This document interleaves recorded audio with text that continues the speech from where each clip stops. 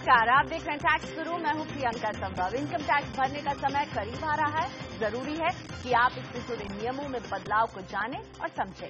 तो एक बार फिर हाजिर हैं हम इनकम टैक्स से जुड़ी हर छोटी बड़ी मुश्किल का जवाब लेकर। और आज आपके सवालों का जवाब देंगे हमारे टैक्स एक्सपर्ट बलवंत जैन, जो जुड़े हुए हैं हमारे साथ हमारे मुंबई स्टूडियो से। तो बलवंत जी, आपके लिए हैं हमारे पास ढेरों सवाल, लेकिन सबसे पहले शो में किन खास मुद्दों पर रहेगी हमारी नजर। बैंक खातों को पैन से जोड़ने का काम कब तक करना है जरूरी, क्या है डेडलाइन, जानिए और समझिए क्यों है ये जरूरी। क्या प्रवासी भारतीयों और भारत में रहे विदेशी नागरिकों को भी रिटर्न फाइल करने के लिए आधार की जरूरत होगी, और क्या एक से ज्यादा एचयूएफ में मेंबरशिप है मुमकिन। इन तमाम टॉपिक्स पर हम फोकस करेंगे, लेकिन सबसे पहले एक काम की बात, सरकार ने बैंक खातों को पैन से जोड़ना अनिवार्य बना दिया है। बलवंत जी, इसी टॉपिक पर मैं आपसे ये पूछना चाहूंगी कि कई ऐसे भी खाता धारक होंगे जिनके पास पैन नहीं हो, ऐसे में आप क्या कहेंगे? पहला काम करें कि पैन बनवा लें, किन बातों का ख्याल रखना है, क्या है डेडलाइन, आप क्या बताना चाहेंगे अभी? प्रियंका, इनकम टैक्स के रूल्स है, उसमें 114B रूल है जो 1 नवंबर 1998 में आया था। उसके हिसाब से आपको कोई भी बैंक अकाउंट खोलना है, एक्सेप्ट कि ये जो आपकी टाइम डिपॉजिट है या जो बेसिक सेविंग डिपॉजिट अकाउंट है, उसके लिए आपको सबके लिए ये आपका पैन नंबर सबमिट करना जरूरी था। अगर किसी का बैंक अकाउंट 1 नवंबर 1998 के पहले खुला हुआ है तो उसका पैन नंबर नहीं होगा। तो अभी सीबीडीटी का नोटिफिकेशन आया था 7 जनवरी को, तो तभी जो ओरिजिनल डेडलाइन है वो 28 फरवरी थी, पर लास्ट वीक में ये एक्सटेंड करके 30 जून कर दिए। तो 30 जून तक सबको अपना जो बैंक अकाउंट है उसमें अपना पैन नंबर मैप करना है। जहां तक प्रश्न आपके सवाल का कि ये जिसके पास पैन नंबर नहीं है, अगर किसी के पास पैन नंबर नहीं है तो वो फॉर्म नंबर 60 जो 60 है वो सबमिट कर सकता है। परंतु एक बात ध्यान रखनी पड़ेगी कि हर एक व्यक्ति फॉर्म नंबर 60 नहीं सबमिट कर सकता। जो व्यक्ति की टैक्सेबल इनकम नहीं है और जिसके पास पैन नंबर नहीं है, दोनों कंडीशन अगर सेटिस्फाई होती है तो ही आप फॉर्म नंबर 60 दे सकते हैं। और ये अगर आप समझे कि डिटेक्ट नहीं होगा, आपके पास पैन नंबर है परंतु आप कोई पर्टिकुलर अकाउंट अगर दिखाना नहीं चाहते और सोचते हैं कि फॉर्म नंबर 60 दे देंगे, तो जो इनकम टैक्स में अभी डेटा बहुत हो गया और वो डेटा बेस में डिटेक्ट हो सकता है। जैसे आप अपना इनकम टैक्स का रिटर्न भरते हैं, उसमें आपकी बैंक की डिटेल वगैरह देते हैं, तो वो बैंक की जो बैंक अकाउंट का नंबर वगैरह देते हैं वो, और जो आपने फॉर्म 60 सबमिट किया है वो दोनों अगर कहीं मैच हो गया तो डिटेक्ट हो सकता है। तो मेरा सुझाव है सब व्यूअर्स के लिए कि अगर आपके पास पैन नंबर है तो आप फॉर्म नंबर 60 यूज नहीं करें। और फॉर्म नंबर 60 आप तभी यूज कर सकते हैं जब आपकी टैक्सेबल इनकम नहीं हो। तो आप ईमानदारी से, अगर आपका पैन नंबर है तो पैन नंबर मैप करवा दीजिए, जिससे आपको आगे कोई भी तकलीफ नहीं होगी। और आखिरी तारीख है 30 जून 2017। कोताही ना करें और ये काम जरूर कर लें कि अपने बैंक अकाउंट को अपने पैन से जरूर मैप करवा लें। और अब बढ़ते हैं अपने दर्शकों के सवालों की तरफ। पहला सवाल पूछने के लिए नोएडा से विशाल गोयल हमारे साथ फोन लाइन पर हैं। नमस्ते विशाल जी, बताइए टैक्स को लेकर क्या परेशानी आ रही है। हमारे टैक्स एक्सपर्ट बलवंत जैन आपकी मदद करेंगे, पूछिए अपना सवाल। नमस्ते बलवंत जी, मेरा क्वेश्चन ये है कि मैंने अपनी कंपनी में अराउंड 40,000 का फ्लेक्सिबल अमाउंट मतलब कंपोनेंट के अंडर सबमिट किया था। जैसे मेरा पेट के under telephone bills, LTA and medical. तो at the end of March मैंने अपने मेडिकल डॉक्यूमेंट्स और टेलीफोन बिल्स के जो डॉक्यूमेंट्स थे वो सबमिट करा दिए थे। तो वो अमाउंट मेरा टैक्सेबल नहीं हुआ और कंपनी ने मुझे वो डायरेक्ट मेरे अकाउंट में ट्रांसफर किया।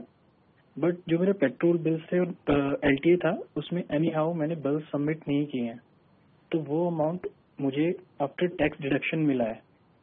तो क्या ये अमाउंट को मैं आईटीआर में फाइल कर सकता हूँ, जो पेट्रोल बिल और एलटीए का जो मेरा अमाउंट है? विशाल जी, कुछ अलाउंसेज ऐसा है कि अगर आप स्पेंड करेंगे तो वो आपके हाथ में एग्जम्प्ट होते हैं, और ये देखना काम आपके एम्प्लॉयर का है। अगर आप अपने एम्प्लॉयर को प्रूफ सबमिट कर देते हैं कि ये एक्सपेंस, जैसे आपने बाकी मेडिकल वगैरह के प्रूफ दे दिए और आप ये पेट्रोल वगैरह का नहीं दे पाए, तो जो आप नहीं दे पाए वो एम्प्लॉयर के हाथ में कोई रास्ता नहीं है, एम्प्लॉयर उसको टैक्सेबल ट्रीट करेगा। और आपके पास में अभी दूसरा रास्ता नहीं है, मतलब अभी आप जब इनकम टैक्स का रिटर्न भरेंगे तो आप जो पेट्रोल का बिल वगैरह सबमिट नहीं कर पाए, वो जो अलाउंस है वो आप एग्जम्प्ट क्लेम नहीं कर सकते। तो आपको एडवांस में ही सावधानी बरतनी चाहिए थी और आपको दे देना चाहिए था। अभी हो गया उसका तो आप कुछ कर नहीं सकते, पर अगले साल से आप सावधान रहिए और जैसे ही आपके हाथ में एक्सपेंसेस के बिल वगैरह आ जाए आप आपके फाइनेंस डिपार्टमेंट को सबमिट कर दीजिए, जिससे वो टैक्स नहीं काटेंगे और आपका ये पैसा नहीं जाएगा। पर इस साल तो जो कट गया है वो पैसा तो आपको, वो इनकम आपकी टैक्सेबल हो गई और अभी आप उसको रिफंड क्लेम नहीं कर सकेंगे। ओके, तो हाथ के हाथ बिल सबमिट करना चाहिए एम्प्लॉयर को, तभी आपको छूट मिल सकती है। अगला सवाल पूछने के लिए राजस्थान के सीकर से संजय गुप्ता हमारे साथ फोन लाइन पर हैं। नमस्ते संजय जी, पूछिए अपना सवाल। नमस्कार मैडम। नमस्कार जैन सर। सर मैं ये जानना चाहता था कि 1-2 साल पहले ये नियम आया था कि यदि कोई किराएदार सालाना 1 लाख रुपए से ज्यादा अगर रेंट पे कर रहा है तो मकान मालिक का पैन नंबर उसे रिपोर्ट करना होगा। तो मैं ये जानना चाहता था, यदि कोई किराएदार जॉइंट होल्डर मकान मालिक हैं, 2 उसके मकान मालिक हैं और वो उस घर में वो टोटल 1 लाख रुपए से ज्यादा अगर रेंट पे कर रहा है तो दोनों मकान मालिकों का पैन नंबर उसको रिपोर्ट करना होगा। जबकि एक के हिस्से में सपोज 1,10,000 पे कर रहा है तो एक मकान मालिक को 55,000 मिल रहे हैं, तो क्या उस केस में वो किस प्रकार से या क्या नियम है इस बारे में? संजय जी, ये जो 1 लाख के ऊपर अगर कोई रेंट पे करता है तो एम्प्लॉयर का रेस्पॉन्सिबिलिटी है कि वो एम्प्लॉय से पैन कार्ड का डिटेल ले ले लैंडलॉर्ड का। और ये जो 1 लाख की जो लिमिट है वो पर एम्प्लॉय है, पर लैंडलॉर्ड नहीं है। मतलब अगर आपने अगर 1 लाख से ज्यादा का रेंट 1 साल में चुकाया है, भले वो एक लैंडलॉर्ड हो या एक से ज्यादा लैंडलॉर्ड हो, आपको अगर इनकेस जैसे आप बता रहे हैं 2 लैंडलॉर्ड है तो दोनों लैंडलॉर्ड का आपको पैन कार्ड का डिटेल लेके आपके एम्प्लॉयर को सबमिट करना पड़ेगा। बढ़ते हैं अगले सवाल की तरफ। नवीन खंबाला, बहुत ही इंटरेस्टिंग सवाल है। नवीन एक यूट्यूब चैनल चलाते हैं और इनकी कमाई गूगल के विज्ञापनों से होती है। ये जानना चाहते हैं कि इनका काम बिजनेस की श्रेणी में आएगा या फिर प्रोफेशन माना जाएगा। साथ ही क्या ये सेक्शन 44ED का फायदा उठा सकते हैं बलवंत जी?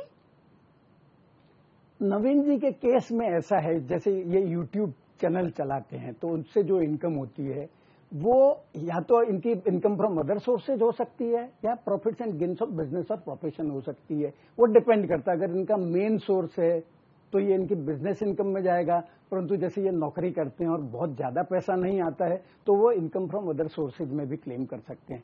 दूसरा पार्ट जो है प्रश्न का कि ये प्रोफेशन गिना जाएगा या बिजनेस गिना जाएगा, ये डिपेंड करेगा कि क्या टाइप के वीडियो ये अपलोड करते हैं। अगर जो यूट्यूब पे जैसे कोई टेक्निकल डिटेल वगैरह अपलोड करते हो वाले वीडियो अपलोड करते हो तो वो प्रोफेशन में गिना जा सकता है, नहीं तो ये बिजनेस गिना जाएगा। जैसे आप दूसरे कोई सॉन्ग्स वगैरह या दूसरे कोई वीडियो अपने चैनल से अपलोड करते हैं तो वो आपका बिजनेस गिना जाएगा। और जहां तक प्रश्न 44ADA का सवाल है, अब ये चैनल पे जो वीडियो अपलोड करते हैं उसके लिए जो प्रिज्यूमटिव टैक्सेशन का है कि अगर आप स्पेसिफाइड प्रोफेशंस अगर कैरी ऑन करते हैं, वो जो सेक्शन 44AA में स्पेसिफाइड है, उसमें ये जो यूट्यूब चैनल रन करना है उस पर ये वीडियो वगैरह अपलोड करना शामिल नहीं होगा। तो इनके केस में एप्लीकेबल तो 44AD ही होगा और ये उनको उस हिसाब से प्रिज्यूम्पशन टैक्सेशन का बेनिफिट नहीं मिलेगा। और अब दूर करते हैं प्रवीण वरदकर की परेशानी। प्रवीण सैलरीड हैं और 20% टैक्स स्लैब में आते हैं। प्रवीण जी ने शेयरों में निवेश किया हुआ है और इसके लिए एसटीटी भी चुकाया है, लेकिन असेसमेंट ईयर 2016-17 के इनकम टैक्स रिटर्न में इसका जिक्र नहीं किया था। अब इस साल इन शेयरों को बेचने पर उन्हें 50,000 का नुकसान हुआ है। जानना चाहते हैं कि क्या एसटीटी का रिफंड हो सकता है इन्हें? प्रियंका, प्रवीण जी ने जो शेयर्स खरीदे हैं 16 असेसमेंट ईयर 16-17, अकाउंटिंग ईयर 15-16 में, तो इनकम टैक्स रिटर्न में कहीं पे भी डिस्क्लोज करने का कोई प्रोविजन नहीं है। पर उनका जैसे आप बता रही हैं उनका सिक्योरिटी ट्रांजैक्शन टैक्स लग गया और अभी इस साल में बेचे हैं, तो सिक्योरिटी ट्रांजैक्शन टैक्स के रिफंड का कोई इनकम टैक्स एक्ट में प्रोविजन नहीं है। जो आपका एसटीटी लग गया वो तो लग गया, वो आप क्लेम नहीं कर सकते, भले आपको शेयर के ट्रांजैक्शन में प्रॉफिट हो या लॉस हो। अगला सवाल रायपुर से मनोज आहूजा का, और मनोज जानना चाहते हैं कि इन्होंने 5 साल के लिए डेट म्यूचुअल फंड में 15 लाख रुपए का एक मुश्त निवेश किया है और एसडब्ल्यूपी के जरिए इन्हें मासिक आय होती है। मनोज जानना चाहते हैं कि क्या इन्हें शॉर्ट टर्म या long term capital gain tax देना होगा? प्रियंका, मनोज जी ने जो इन्वेस्टमेंट किया है और उसमें से सिस्टमेटिक विड्रॉल प्लान के तहत वो विड्रॉ कर रहे हैं, तो ये शॉर्ट टर्म और लॉन्ग टर्म डिपेंड करेगा कि उन्होंने जब ये खरीदा, एक मुश्त उन्होंने पैसा जमा करा दिया और ये विड्रॉ कर रहे हैं और वो यूनिट्स विड्रॉ होती है, तो जो यूनिट ये 3 साल बाद विड्रॉ कर रहे हैं वो लॉन्ग टर्म मानी जाएगी, और अगर 3 साल के पहले अगर विड्रॉ होती है जितनी भी यूनिट, वो शॉर्ट टर्म मानी जाएगी। तो जो शॉर्ट टर्म है वो तो इनका रेगुलर जो स्लैब है, जो स्लैब में आते हैं उसके हिसाब से टैक्स लगेगा। अगर लॉन्ग टर्म हो जाता है तो इनको इंडेक्सेशन का बेनिफिट है। जैसे 36 महीने पूरे हो गए कुछ यूनिट्स को, तो इनको कंसेशनल टैक्स लगेगा। तो ये इनको हर एक SWP में कितनी यूनिट रिडीम हुई है उसकी वर्किंग करनी पड़ेगी, और फिर पता लगा सकते हैं कि इनका शॉर्ट टर्म कितना है और लॉन्ग टर्म गेन कितना है। और लेते हैं छोटा सा ब्रेक यहाँ पर, अभी हाजिर हो रहे हैं। ब्रेक के बाद क्या एक HUF का मेंबर बना सकता है अपना नया HUF, यानी एक से ज्यादा HUF में मेंबरशिप मान्य है या नहीं, सवाल का जवाब लेकर हाजिर होते हैं।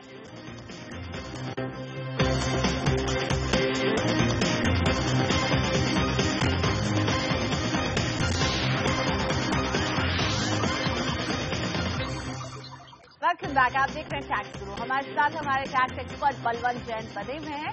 बलवंत जी, सरकार ने इनकम टैक्स रिटर्न फाइल करने के लिए अब आधार को अनिवार्य बना दिया है, और इस कदम के बाद क्या ये नियम NRI और विदेशी नागरिकों पर भी लागू होगा? प्रियंका, ये जो आधार कार्ड को पैन से जोड़ने का जो डिसीजन है वो बहुत ही इंपॉर्टेंट डिसीजन है। अभी ये जो फाइनेंस एक्ट पास हुआ है वो 139 की AA धारा है, उसमें ये मैंडेटरी हो गया है कि अगर आपको अपना इनकम टैक्स का रिटर्न भरना है या पैन कार्ड के लिए एप्लीकेशन करना है तो 1 जुलाई के बाद में आपको आधार कार्ड जरूरी है। जहां तक प्रश्न NRI के लिए जरूरी है, तो ये सेक्शन प्रोवाइड करता है कि जो भी व्यक्ति आधार कार्ड अप्लाई करने के लिए एलिजिबल है उसके लिए मैंडेटरी है। तो जो व्यक्ति इंडिया में एप्लीकेशन करने के समय पिछले 1 साल में 182 दिन से ज्यादा अगर इंडिया में रहे तो वो आधार कार्ड अप्लाई कर सकता है। तो नॉन रेसिडेंट अगर इंडिया में नहीं है 182 दिन से ज्यादा, तो उनके लिए तो एप्लीकेबल नहीं है।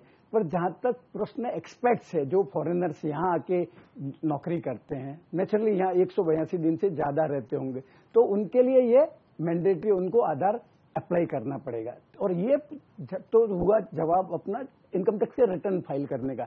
इसके अलावा भी जिनके पास पैन कार्ड है उनको भी अपना आधार कार्ड से लिंक करना पड़ेगा। 2 नंबर इनफैक्ट बहुत जरूरी हैं आपके लिए, एक है कि आपके पास पैन नंबर हो और दूसरा है आधार नंबर, बेहद जरूरी। और इन 2 बातों को गांठ बांध लीजिए, क्योंकि बलवंत जी बार बार आपसे यही आग्रह कर रहे हैं कि अगर पैन नहीं है तो पैन बनवा लीजिए, उसे बैंक अकाउंट से आपको मैप करवाना है। आधार नहीं है तो आधार बनवा लीजिए और कम से कम अप्लाई तो कर ही दीजिए और इनरोलमेंट नंबर हासिल कर लीजिए। अब दूर करते हैं अपने दर्शकों की परेशानी। नरेंद्र महाजन जी नोएडा से मेरे साथ फोन लाइन पर जुड़ चुके हैं। नमस्ते मिस्टर महाजन, बताइए क्या समस्या आ रही है टैक्स को लेकर? नमस्कार प्रियंका एंड बलवंत जी। मेरा सवाल ये है कि मैं एक मकान बेच रहा था और हमारा वो ऑलमोस्ट डील हो रहा था, परंतु वो कैंसिल हो गया।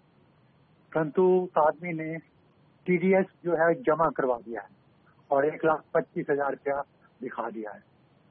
अब मेरे को ये है कि ये TDS कैसे एडजस्ट होगा, क्योंकि वो मेरे से TDS मांग रहा है, तो मेरे को क्या करना चाहिए? नरेंद्र जी, TDS आपका कट गया है, सामने वाले आदमी ने भर दिया है, भले डील कैंसिल हो गई है, आपके फॉर्म 26AS में दिख रहा है, तो आपको एक तो उसको जिसने भरा है उसको पैसा दे देना चाहिए, देना पड़ेगा। और जहां तक प्रश्न आप उसको कैसे क्लेम कर सकते हैं, अभी चूंकि 26AS में दिख रहा है तो ये मार्च 17 का असेसमेंट ईयर 17-18 का जब आप रिटर्न भरेंगे तब ये पैसा आप क्लेम कर सकते हैं। परंतु अगर आप सोचते हो कि मेरी अगले साल की जो अकाउंटिंग ईयर 17-18 की टैक्स देनदारी के सामने मैं उसको एडजस्ट कर सकता हूं, तो इनकम टैक्स में वो प्रोविजन नहीं है। जिस साल में आपका TDS कटा है मोस्टली आपको उसी साल में उसका क्लेम लेना पड़ता है। तो आप इनकम टैक्स का रिटर्न जब भरेंगे तब ये क्लेम ले लीजिए और आपको ये पैसा इनकम टैक्स का रिटर्न भरने के बाद में रिफंड आ जाएगा। बढ़ते अगले सवाल की तरफ। पुणे से लीना उपाध्याय अब मेरे साथ फोन लाइन पर हैं। नमस्ते उपाध्याय मैम, बताइए क्या सवाल है आपका? मैडम, मेरी उम्र 75 साल की है और मैं पुणे में रहती हूँ और मैं सेंट्रल गवर्नमेंट की पेंशनर हूँ। आज तक मैंने कभी भी इनकम टैक्स रिटर्न नहीं भरा क्योंकि मैं रेंज में ही नहीं आती थी। इस साल मुझे इस फाइनेंशियल ईयर में पिछले 10 साल के एरियर्स पेंशन के जो करीब 3 लाख बने हैं वो मिल गए हैं, जिस वजह से मैं इस साल इनकम टैक्स की रेंज में आ जाती हूँ। एरियर्स का जो स्टेटमेंट मुझे दिया गया है वो ईयर वाइज बताया गया है, जिसमें इस साल का जो एरियर्स बनता है वो करीब 27,000 बनता है। इस 27,000 को जोड़कर भी मेरी इनकम रेंज में नहीं आती है, परंतु अगर 3 लाख रुपया जोड़ती हूँ तो रेंज में आ जाती हूँ। तो मुझे क्या करना चाहिए? पूरी 3 लाख की रकम बतानी चाहिए या सिर्फ इस साल का जो एरियर्स बनता है 27,000 के करीब, वो मैं अपने इनकम में जोड़ूं ताकि रेंज में ना आऊं और रिटर्न भरने की जरूरत ना पड़े? क्या करूं मैं? लीना जी ऐसा है कि जो सैलरी है वो अगर या तो आपको एडवांस में मिलती है या अगर एरियर्स में मिलती है, जब भी मिलती है तभी ये टैक्सेबल होती है। अब चूंकि आपको ये एरियर्स मिला है तो आपको इस साल के रिटर्न में जिस साल में मिली है उस साल में इसको बताना पड़ेगा पूरा का पूरा, जैसे 3 लाख पूरा का पूरा बताना पड़ेगा।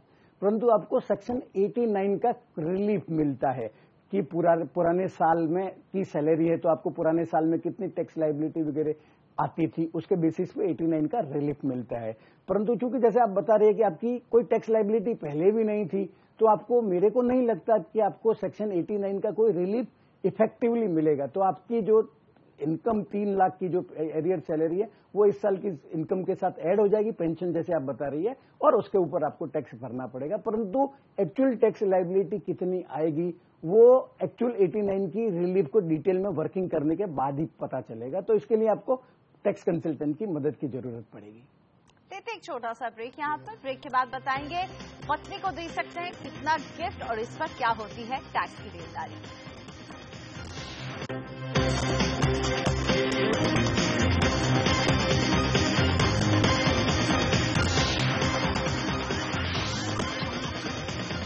Welcome back. आप देख रहे हैं टैक्स गुरु। हमारे दर्शक अनंत मटकरी की समस्या दूर करते हैं। अनंत एचयूएफ के बारे में समझना चाहते हैं। अनंत जी अपने पिता के एचयूएफ के मेंबर हैं और जानना चाहते हैं कि क्या ये अपनी पत्नी और बच्चे के साथ एक नया एचयूएफ बना सकते हैं और उसमें कर्ता बन सकते हैं या नहीं। बलवंत जी। अनंत जी की समस्या का सीधा जवाब है, एक व्यक्ति एक से ज्यादा एचयूएफ में मेंबर बन सकता है, तो वो अपने फादर की एचयूएफ के साथ साथ अपनी एचयूएफ बना सकते हैं जिसमें उनकी वाइफ और उनकी डॉटर मेंबर, और आज की तारीख में डॉटर भी को पार्टनर हो सकती है, तो आपकी 2 एचयूएफ बन सकती है। और ये उस एचयूएफ में कर्ता भी रह सकते हैं अनंत? हाँ, रह सकते हैं। एक आदमी एक से ज्यादा एचयूएफ में भी कर्ता रह सकता है। चलिए, तो आप 2 एचयूएफ बना सकते हैं और मेंबर रह सकते हैं, कर्ता भी बन सकते हैं। अब लेते हैं निर्मल चंद्रा का सवाल, जो सेना से रिटायर हो चुके हैं, अपनी पत्नी को तोहफे में कुछ रकम देना चाहते हैं। इनकी पत्नी की आय का कोई और स्रोत नहीं है और इस रकम को वो बैंक अकाउंट में रखने वाली है। तो निर्मल जी समझना चाहते हैं कि वो कितनी रकम अपनी वाइफ को गिफ्ट के तौर पर दे सकते हैं और क्या कोई टैक्स लायबिलिटी बढ़ जाएगी या कोई टैक्स छूट मिल सकती है। निर्मल जी जो गिफ्ट देना चाहते हैं अपनी वाइफ को, प्रेम दिखाना चाहते हैं, तो इनकम टैक्स डिपार्टमेंट आपके प्रेम दिखाने के बीच में तो नहीं आएगा। आपकी जितनी भी गिफ्ट देना चाहे वो पूरी की पूरी उनके हाथ में भी एग्जम्प्ट है, आपको कोई टैक्स बेनिफिट नहीं मिलेगा। पर एक बात ध्यान रखने जैसी है प्रियंका, कि जो क्लबिंग प्रोविजन सेक्शन 64 के हिसाब से आपने आपके स्पाउस को कोई भी गिफ्ट दी है और उसके ऊपर जो इनकम होती है वो वापस जो गिफ्ट देता है उसकी इनकम में ऐड होती है, तो यहाँ आप इनकम टैक्स आपके रास्ते में आ जाएगा। तो आपको ये टैक्स बेनिफिट का फायदा नहीं लेने देगा। आपके वाइफ को जो एफडी से इनकम होगी वो आपको अपनी इनकम में बतानी पड़ेगी। और इसी के साथ बलवंत जी धन्यवाद, आपने वक्त निकाला हमारे शो के लिए। टैक्स गुरु में मुझे भी यही दीजिए इजाजत, लेकिन अपने सवाल हमें यूं ही भेजते रहिए। हमारा एसएमएस करने के लिए नंबर है 51818 और आप हमें ईमेल कर सकते हैं tax@moneycontrol.com पर। बस सवाल के साथ अपना नाम और मोबाइल नंबर लिखना ना भूलें। तो अगले हफ्ते हम फिर हाजिर रहेंगे आपकी टैक्स की उलझन दूर करने के लिए। नमस्कार।